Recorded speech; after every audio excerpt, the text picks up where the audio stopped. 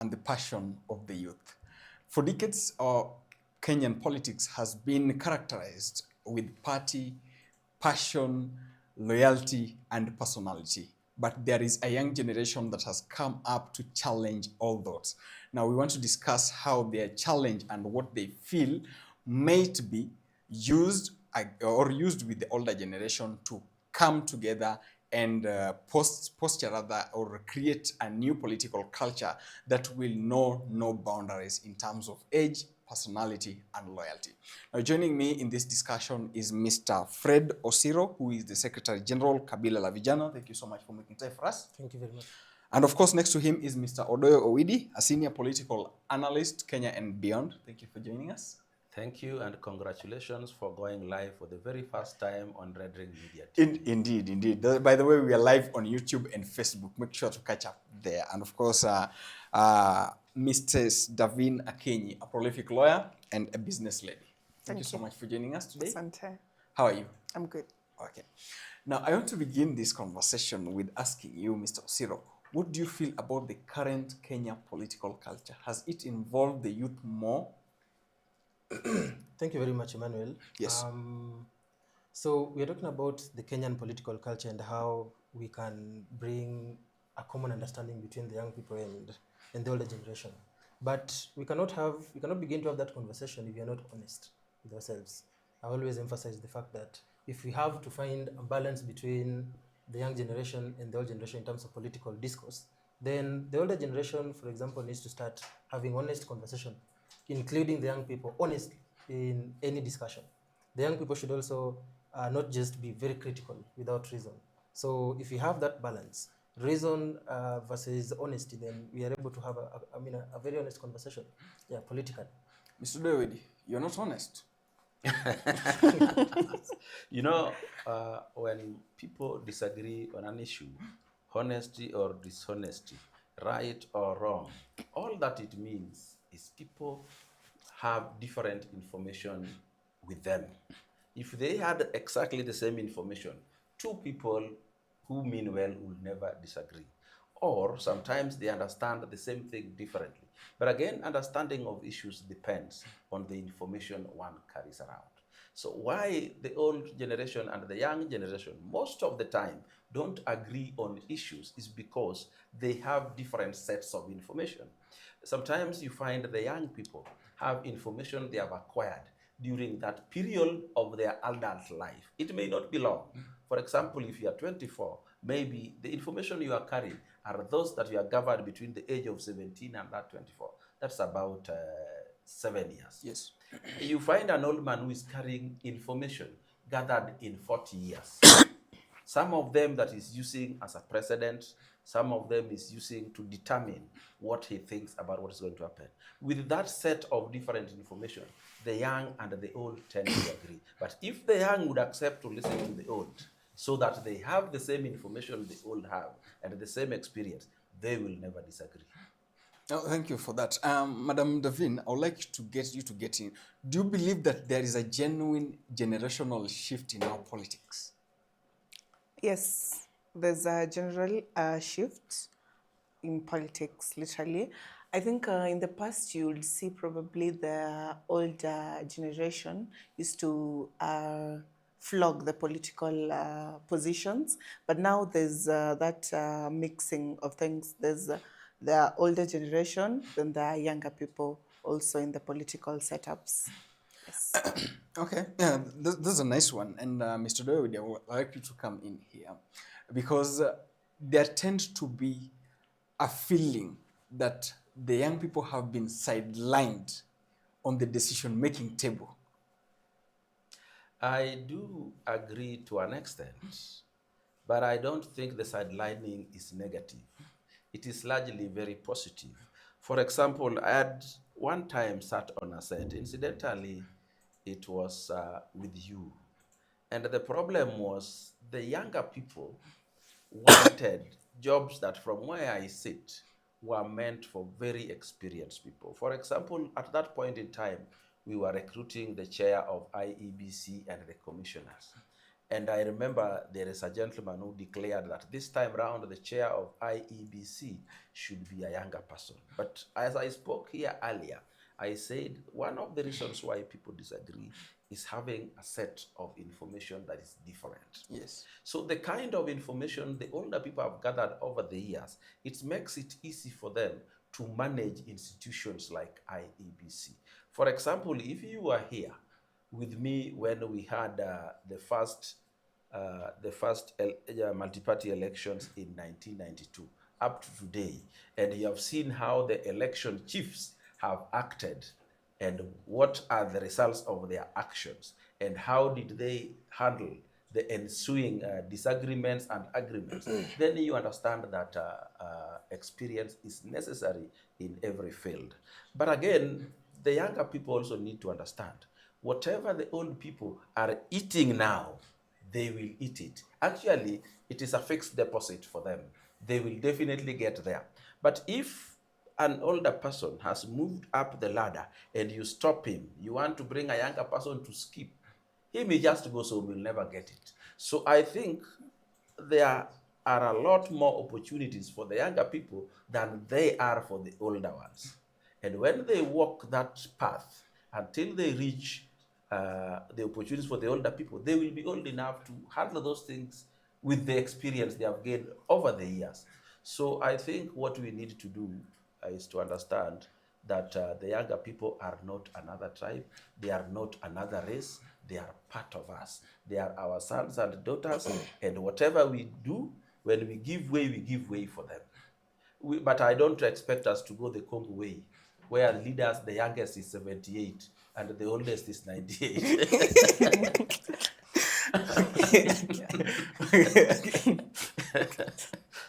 Okay. They have to give way in time. The old must give way in time, but not too early. But Mr. Cyril doesn't agree with you. That's fine. Of course, and it's wrong to say I don't agree. Actually, I agree with most of the things that Honorable Doyle has actually mentioned, especially in terms of tribe and the tribal arithmetics, you know. But I disagree to some extent with what he stated. He mentioned IBC and talked about the experience. And I think this is a fallacy that has been passed over time, which is also forming the systemic problems that we have. That the older generation, and with a lot of respect, assume that age is experience, you know, and if you are old, then you know how to manage institutions. I think that is largely false, because the problem we have with the IBC, and it's not just a recent problem. You've seen electoral reforms every election year, electoral reforms. The same old people who are managing that IBC are the same ones who have been accused countless times for mismanaging it, the electoral injustices that we've seen in this country. So I don't think the problem, I don't think the issue here is about the age being equated to experience, but the issue should be that we should have a renewed way of thinking. If we are talking about reforms, we are not pushing for the old generation to go out. We are asking them to adapt to the new kind of way of thinking, you know, because you cannot reform IBC, for example, change Isa Nasak with the late, for example, Chebukati, and then you say you have reformed it. That is the same mindset, and that's why we have the same problems. And we're not also saying that we should have young people in those positions. I think that is also the issue I have with most generations. With most Gen Zs, my age, that they feel if you are young, then you are able to, you know, to bring the institutional reforms that are needed. We need young thinking, a renewed way of thinking, a renaissance in terms of thinking, and that is what is missing in almost all our systems. Talk about IBC, talk about governance, talk about even parastatals.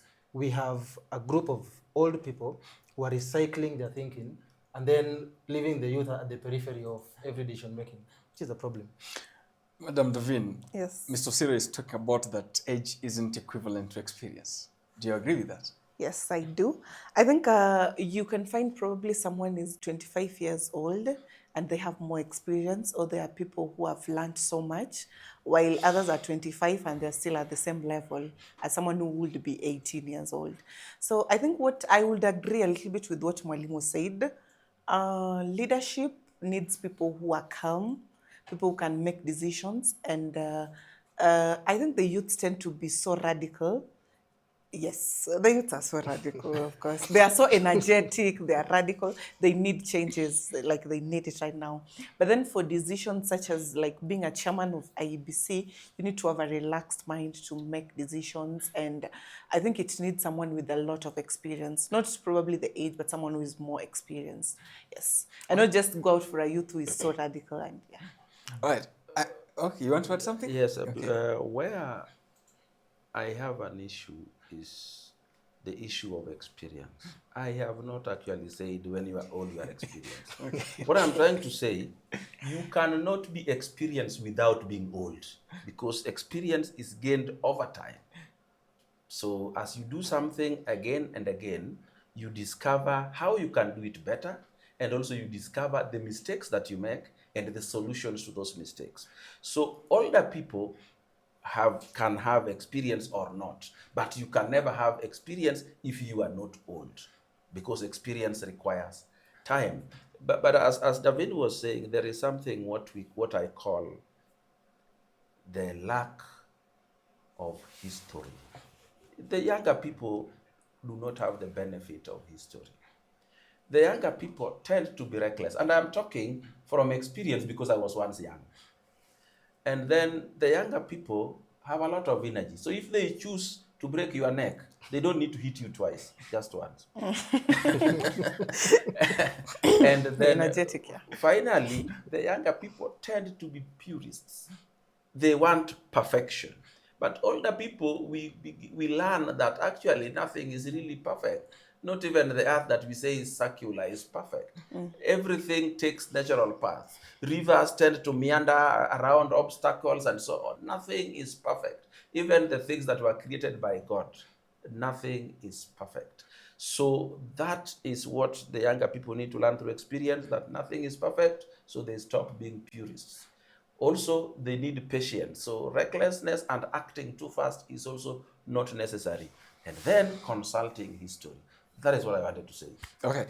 Before we move this conversation forward, do you want to add something on Yes, this? yes. I think I have a question. I know probably I should not be the one asking this question. Okay. But let me ask Honorable Wedi here. Yeah. You're talking about that the young people are reckless and the old people are calm. But where are we as a country today? Look at most positions that are being held from top, actually starting from the president all the way down.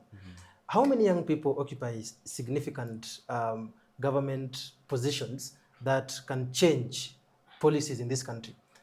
And then while you answer that, where are we as a country in terms of decision making and in terms of development and progress? And then who do we blame for that? Let Let's me just be tell honest. you a few things. Yeah. It is true that key positions in government are not held by young people. And the reason is simple. That experience I was talking about. For example, it is good to be an IG of police if you had been a kurutu at Kiganjo. Yes. Then you had been a constable, right up the ladder, inspector, and so on, so that you know you have experience of every sector and level. But if you want a young person who joined the police force at 26, at 30, when he has just risen up one rank, and you want him to go and be the IG, don't you see the problem? And I've just given you an example with the police. I don't even know those ranks, but I know it is good to rise up the ladder, so that you have experience at every level, so that when you want to discipline an inspector, you know what you are expecting of him, you know the problems he has, you know how difficult it is to find those solutions. That is why experience is necessary.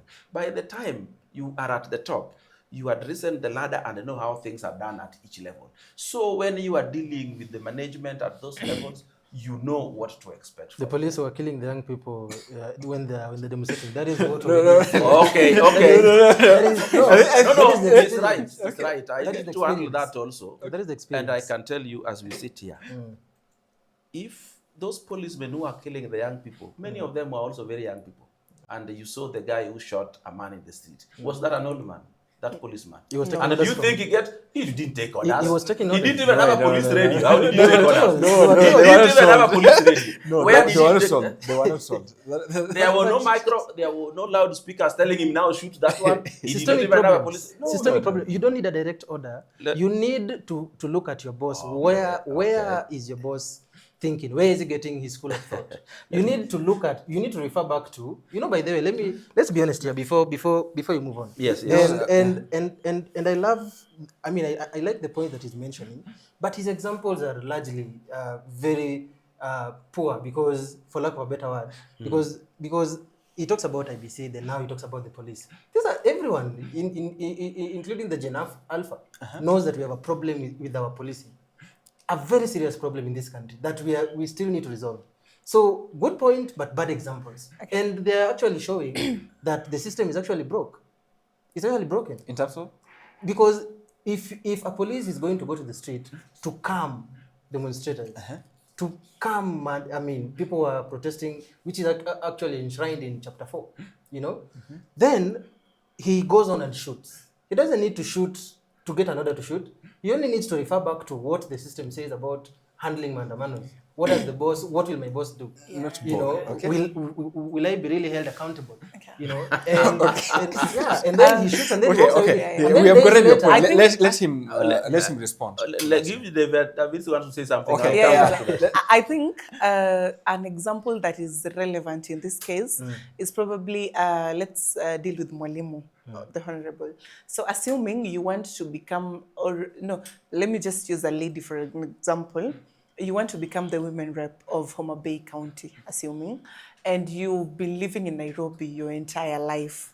So you're still living in Nairobi. So the problem is, if you have to vie for a women rep of Homa Bay, there's someone who has been living in Nairobi for her entire life. Then there's another one who stays or lives in Homa Bay. I think the person who should be given more votes should be the person who is staying in Homa Bay, because the person understands the problems that the women are facing in Homa Bay. He's stayed there, he has gained experience there and is there. So once he gets the votes, he knows what she's supposed to do, compared to someone who is living in Nairobi, because you don't understand the problems. I think that's a relevant example. Do Okay, you agree? let me handle this idea of the policeman shooting in the streets because that is what his boss would do. Yeah. I can tell you between that time that policeman shot somebody in town, another man has not been shot. But do you know how many young policemen kill their own wives? Some of them kill the wife plus the children. Is that what their boss would have done? No. When people act, when they are on their own, they act the way they are built. I have never seen a 50-year-old policeman kill the wife and children. They are just this young one, 26. The recklessness of youth cannot be hidden. When you get out of there, you'll appreciate it. I am not talking about the recklessness of youth when I didn't pass through there. I passed through there, and I knew what I would do in certain things. Even in cases where you find somebody has murdered the girlfriend, it is never the old people, it is the youth. so let us just say, decision making, action and reaction during times of anger, the youths are reckless. Let us just admit it.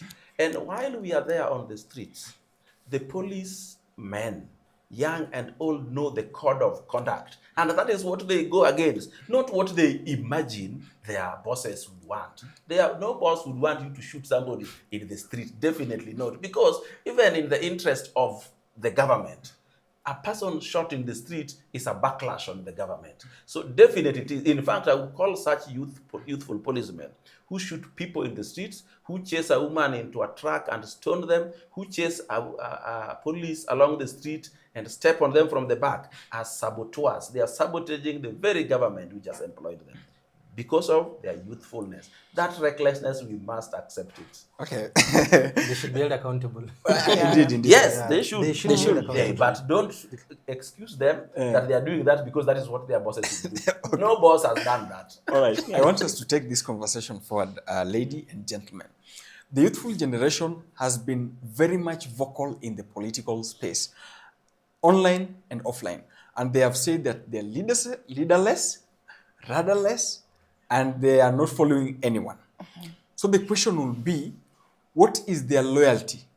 Are they loyal to their tribe, their generation, or their intuition? Davin? I think if the Gen Zs, we're talking about the Gen Z Yeah, side. yes, yes. I think they're loyal to their generation.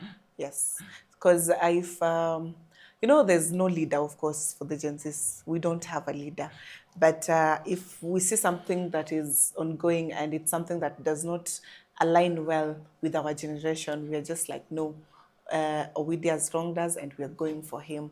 Or acha tumsalimie, as the word says. Acha tumsalimie. So it's like we've seen what Owidi has done, and as Gen Zs, we are not happy about what he's doing. So we decide acha tumsalimie by maybe doing something bad to him or something.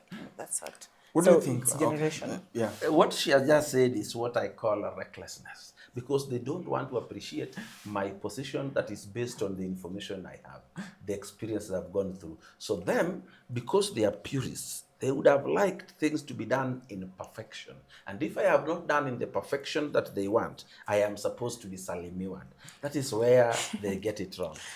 In issues of who are they loyal to, Yeah. remember, every Gen Z, every youth has a community he comes from. Probably even has a political party. There is one political activist called Roslyn Alionya. She once advised the Gen Zs, and she's one of them, that let us also join political parties and espouse our agenda within those political parties. On our own in the streets, we can't achieve anything, because you need an organization with which to use to operationalize, to implement what we have decided on. So one thing I also must tell the youth, let them not rely on each other so much, because many a youth are loyal to their communities before their political parties, and their political parties before their generation. I can tell you that for free. That is why they vote older men and leave their fellow youth when they are candidates. They are loyal to what their society wants before what their political party wants, and before what their generation wants. Are you loyal to your tribe, Mr. Cyril? That is largely false. Why? And I want to be very, very honest here. First of all, let's understand who is a Gen Z. This is someone between 97 to 2012. That is between 13 years to 28. Yeah, which means myself, I don't fall under that bracket. And You are also, excusing yourself. yeah, myself, I don't fall in that bracket. Okay. But moving forward, before I respond, I think Gen Z has become a political machine.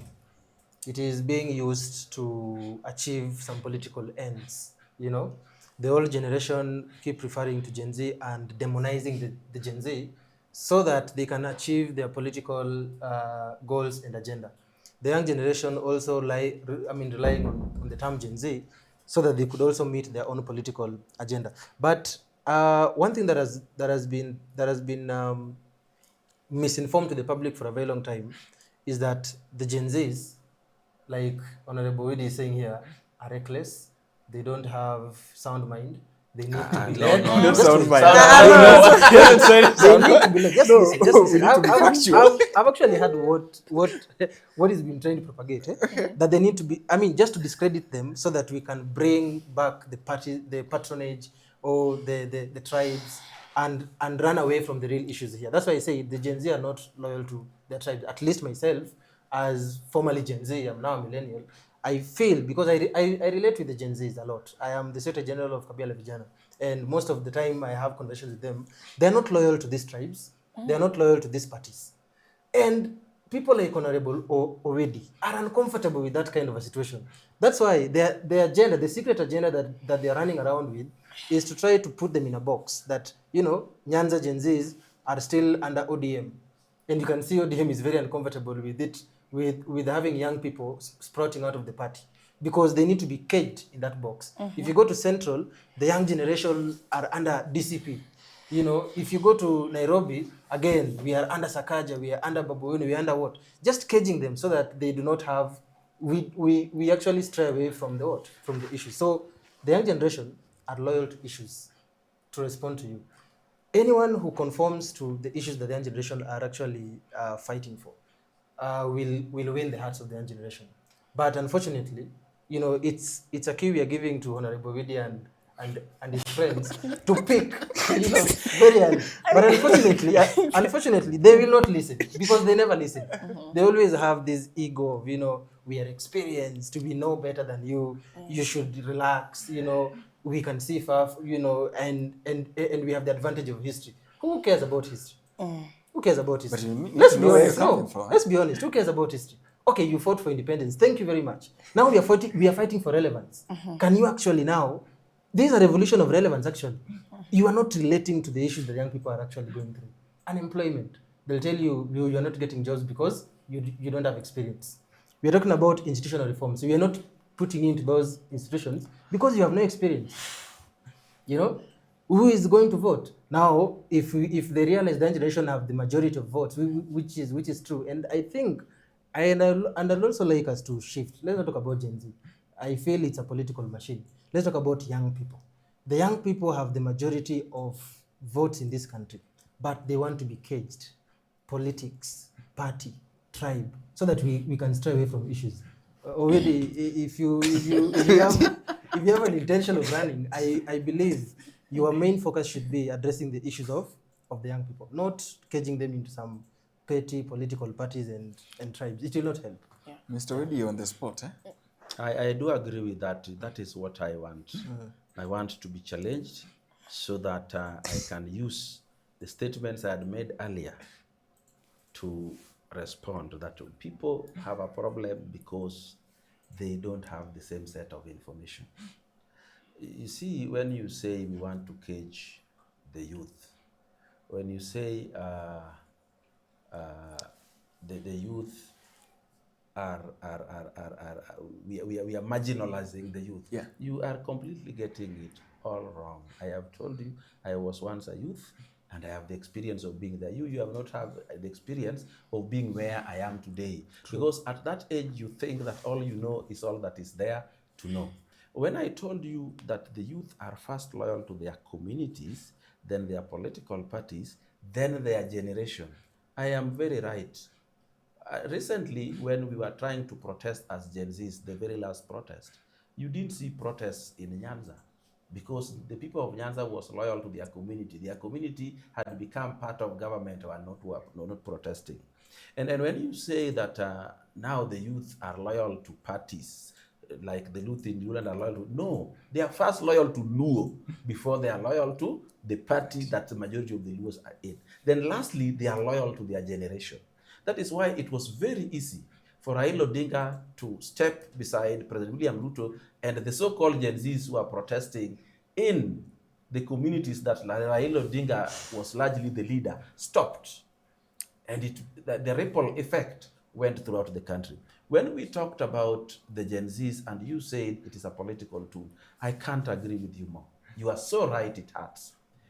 The Gen Z thing was a term which was coined very well, like we coined the intergenerational dialogue. Somebody sat somewhere and coined it.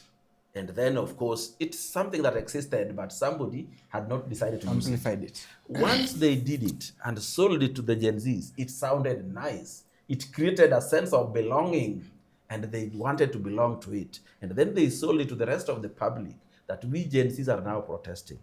But the reason for protesting were also coined by the very non-Gen Zs who wanted to use this generation, which I have already told you do not have the benefit of history, are largely very reckless and strong and purist. They want perfection. Because some of the things that they were accusing, the Gen Zs, they came in accusing the president. The very things they were accusing President Ruto of were done in a worse way than by President Uhuru. When Uhuru came to power, the budget was 1.6 trillion. The next one he was reading was 1.85 trillion. And nobody protested because there were no people to incite the Gen Zs. The inciters of Gen Zs were in power then. So there was nobody to incite them. Even now they are quiet, not because the problems they are complaining about is over. No, because there is nobody to incite them, to take them on political rallies on YouTube in the evening or on Twitter in the evening or on TikTok. Because those rallies were not were not addressed by Gen Zs. There were Willy Mutunga, there were Miguna, there were Martha Karwas talking to Gen Zs on Twitter and TikTok every evening to protest against President William Ruto. But when you told them, this thing you're complaining about, didn't Uhuru do it that way, which was even worse, then their eyes open, but again, they react on emotions. And they say, two wrongs don't make a right. Those are grazing field arguments that we use all the time. Statements. That is the history is talking about. No, you need history is not just used because I did this, so I should be rewarded. No, history is an experience. When Vasco da Gama did this, this is the mistake he made, and this is how it should have been corrected. When Uhuru did this, this is the mistake he made, this is how it should have been corrected. That is the history I'm talking about. Don't reward me because historically I did this. No. Let us look at the mistakes we made in history and the solutions we found for them. You want to add something? Yeah. So and I would agree with him that history should be used as a reference for learning. Correct. Right? And so if, for example, Kenyatta was doing things wrongly, then the president comes in and does them worse, and then we are being told, let's look at history. History shows that someone was doing wrongs, so I'm justified to continue doing this. I mean, it doesn't make sense, but I agree with him. No, if he does worse, then I don't agree with him because that's taking us back. Yeah, true. But when it's better than the past, then we have to continue doing better until we are perfect. And then those Twitter Spaces? it was to emancipate the young people. I think it is very wrong to say that they were being incited, because Willy Mutunga was not vying for any political seat. He was being invited to have conversation, just like I'm being invited here to have conversation. I'm not inciting young people. Okay. So young people need to have this information, and that is what those guys were doing. And I think we should give them credit that every generation comes to do, and that's why I say the old generation fought for independence. We appreciate them for that. We need to advance. Every generation comes with its own revolution, and unfortunately for our Gen Zs, the revolution was thwarted. Okay. Yeah, so I don't know. Okay, I want you, Davin, to come here. There's a lot of that needs to be unpacked here. We have talked about your generation needing to fight another war. What is this? Say that the older generation fought for independence. What about you? What are you fighting for? I think we are fighting for changes, and just to clear on what they were talking about, I think I didn't get a chance to say something. Yeah, okay. I think Mwalimu does not mean that like there's someone that must have come up with the idea of the Gen Zs. So there is someone behind the entire thing. Because right now, if we're just seated and there's no issue, we just relax, right? But then if someone comes out and says, this is what needs to happen, there must be someone who came up with the idea of what the Gen Zs should do or what the Gen Zs should fight for.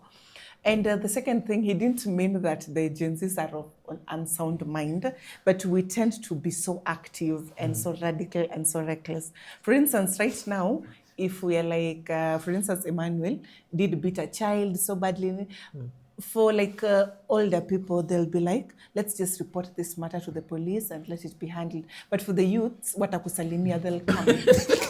They will always come and we'll be there and we'll beat you. We don't care whether you die or not, but you know, there will be such because issues. the system has failed yes, people will come. The system has failed us so much because sometimes unapata, Emmanuel has been arrested. After 2 days, he's out there again. Bail and bonds. So people are so mad. So I think there should be an agreement of how we should handle matters. Because once we also kill the person, probably didn't mean to beat the kid. But then us, we've acted in a reckless way. The guy is gone.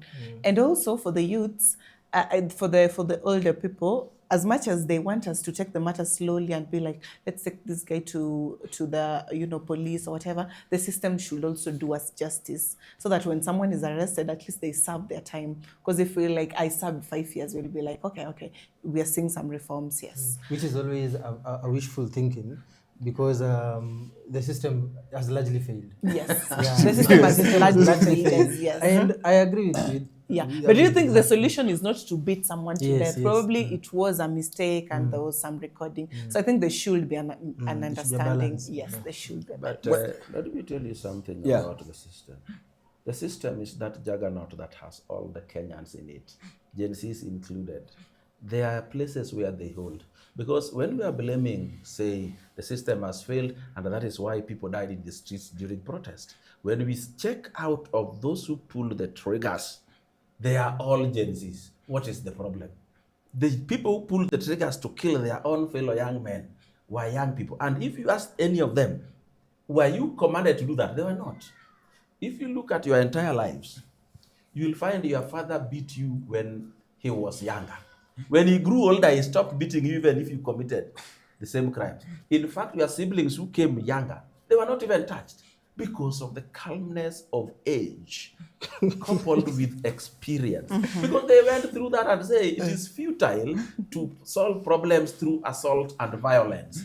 You can talk to people and you can give them the information that they don't have that made them commit such crimes.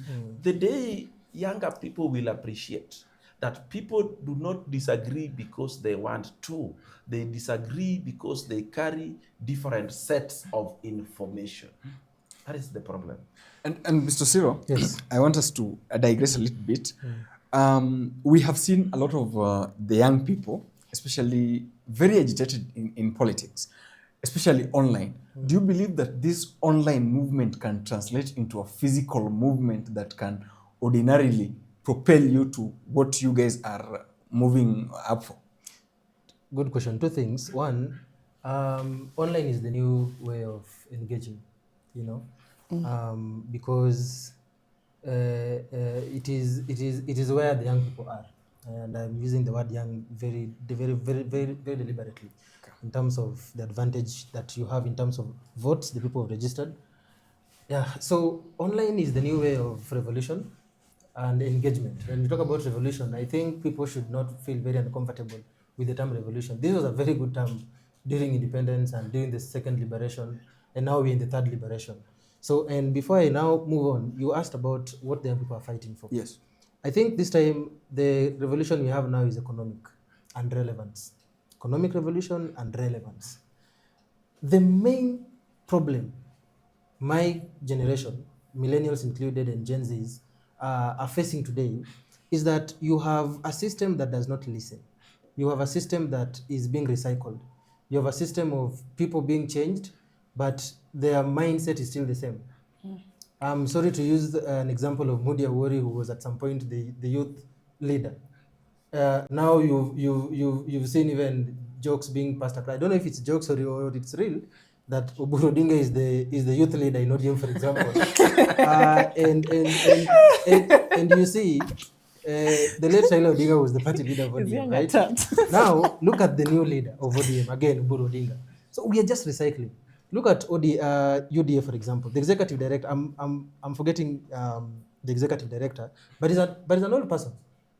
This is a party that it's the ruling party. You cannot rule the majority of your constituents or the country is the young people, but the person who is heading or is leading a very critical organ of the party is not relating. Relevance. We're not talking about the youngness. We're talking about the relevance. We are not relating to the issues of the young people.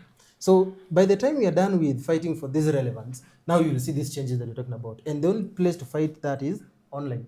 So online, on Twitter, Facebook, whatever, Instagram, that is where the young people are.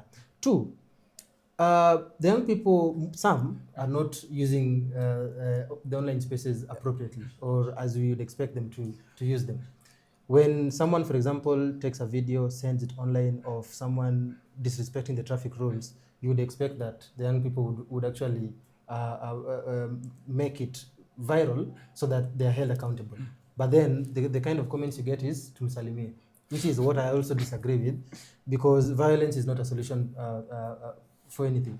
Back then, you'd not have the privilege of having to see all these things. You'd wait for 7 p.m. news and there'd be only one channel to broadcast. So these evils were there, but we didn't have the advantage of having the information. So online spaces are actually changing the way people are engaging politically, but the young people still have a long way to go in terms of how to use it productively. But can it translate into physical power? Now that is the other challenge. That's the challenge that we have as with the young generation. That most of us are so loud online, but when it comes to physical, for example, you know, one way of fighting for policy change is not just demonstration.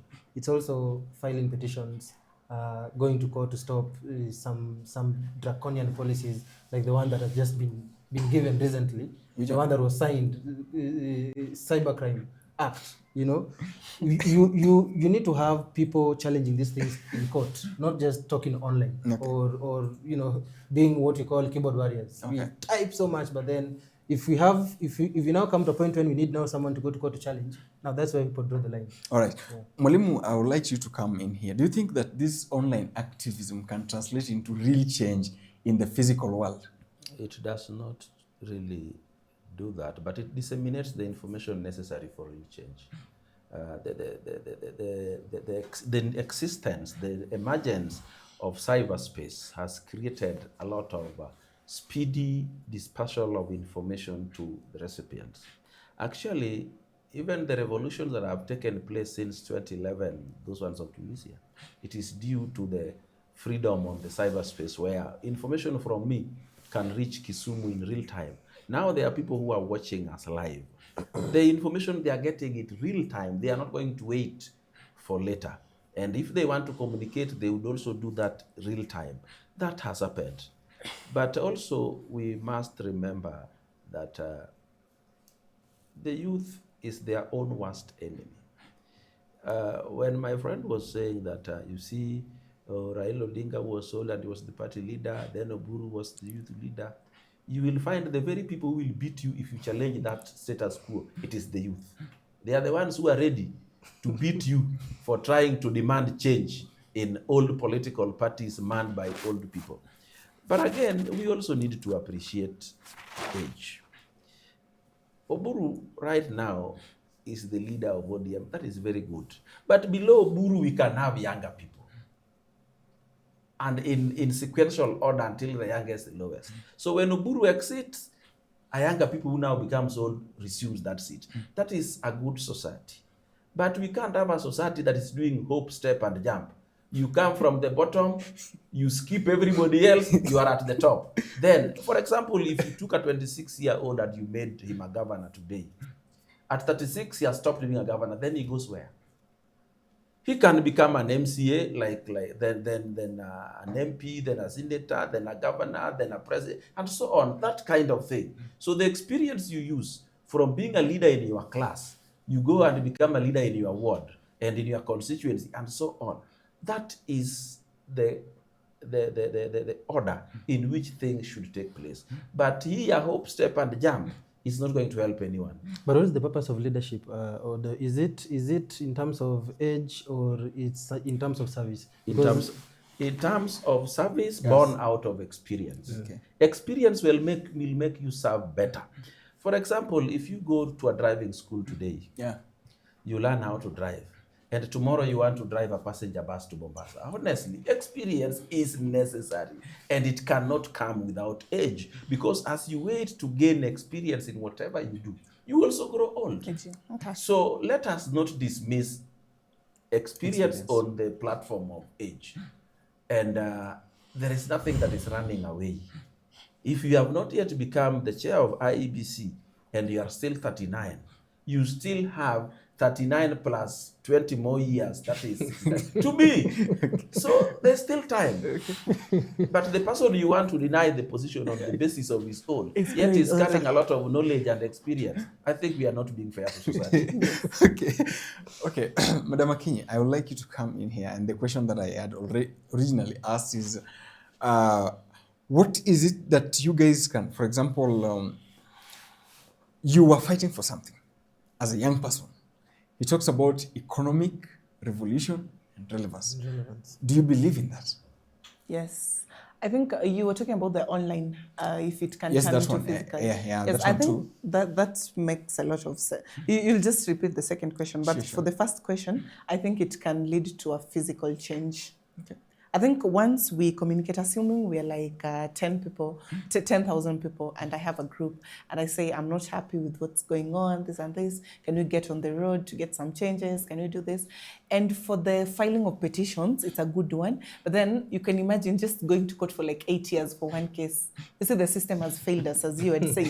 Why would I be walking in and out of the of the courtroom for 8 years? I'm using my fare, I'm using, probably we've hired some legal team, so we have to pay the legal fees. It's just too much. And the entire time, 8 years, just waiting for justice.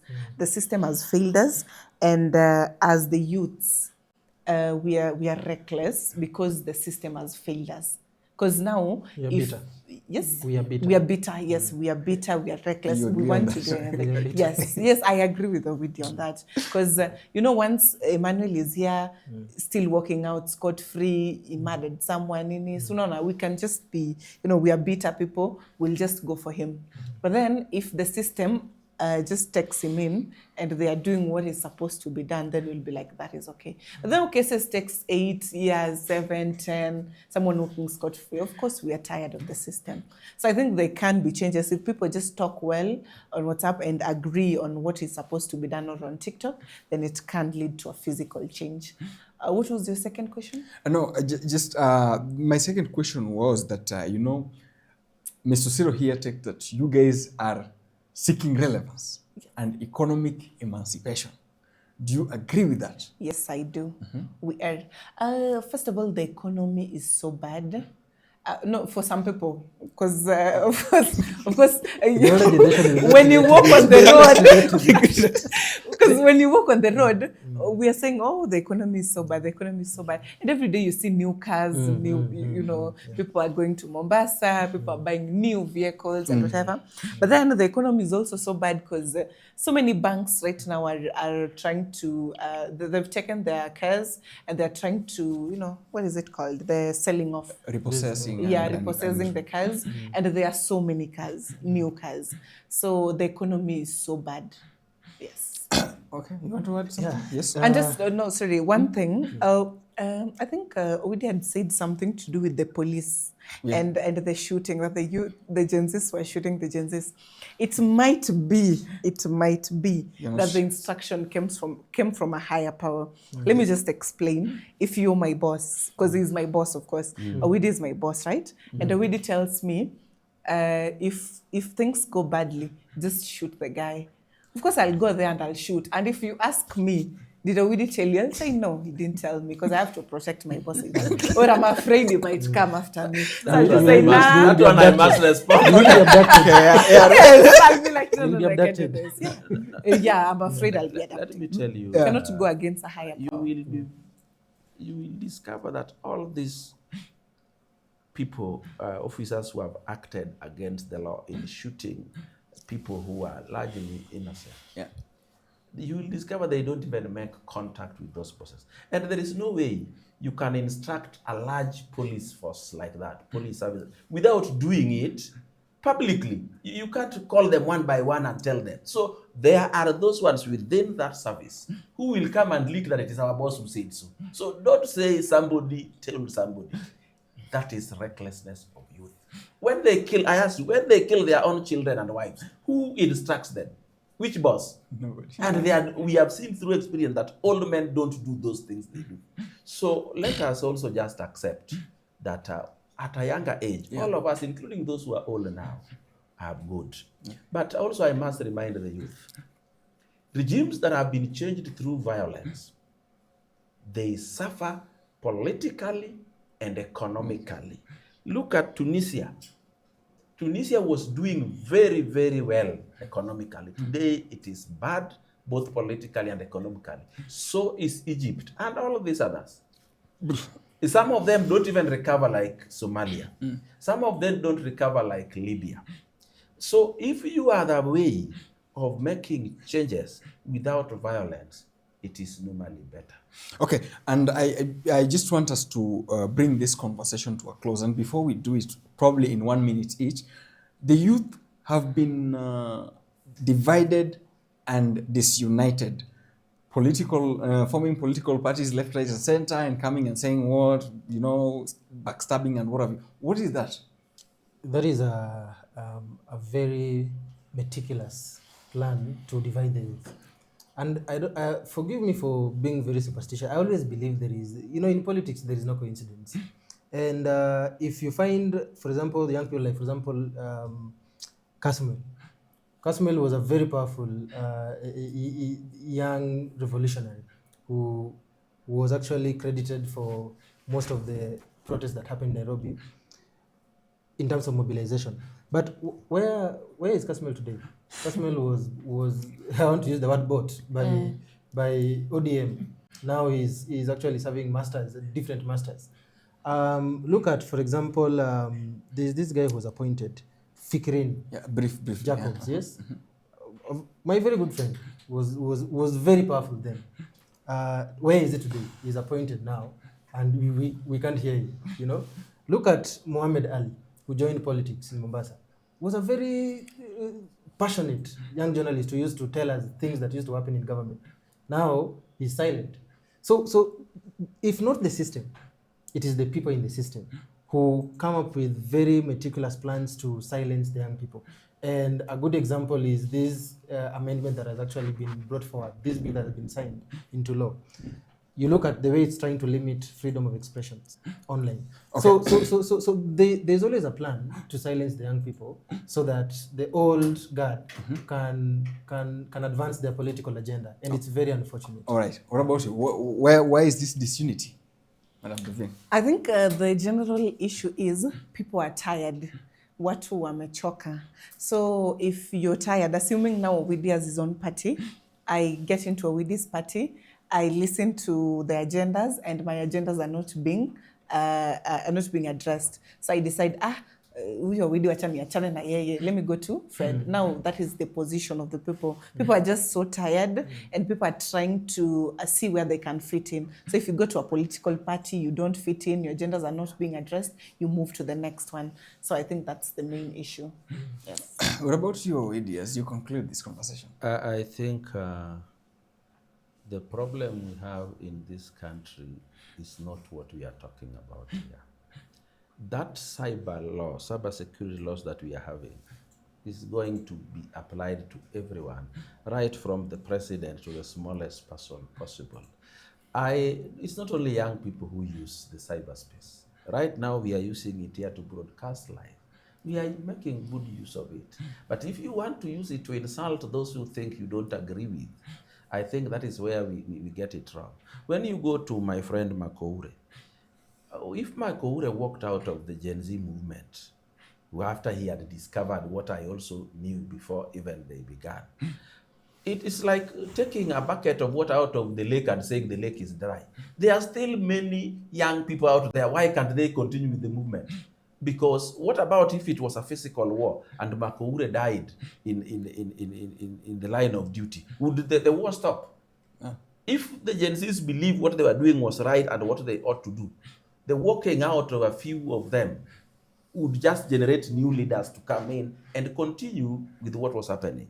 But I can tell you for free, the Gen Z movement was somebody's own tool of bringing political change. A political change that was being brought because the president who came in is not coming from the correct community. They want those who come from the correct community. That is when they allow things to move on. We have in this country President William Ruto doing exactly the same thing his predecessors did, but we see things wrong in them. So, ladies and gentlemen, Kenya belongs to all of us, and let us share its resources equally and equitably, including leadership positions. Now, thank you so much. We were having Mr. Fred Osiro, who has been with us today, and he's the Secretary General of Kabila La Vijana. And of course, Mr. Odoyo Owidi, a political analyst, a very senior one at that. And Madam Davina Kinyi, a prolific lawyer and a business lady. Now, freedom of expression is something that we consider very good here at Reading Media. Thank you so much for watching us live on Facebook and YouTube. Until next time, this has been Reading Media, and this was Intergenerational Dialogue.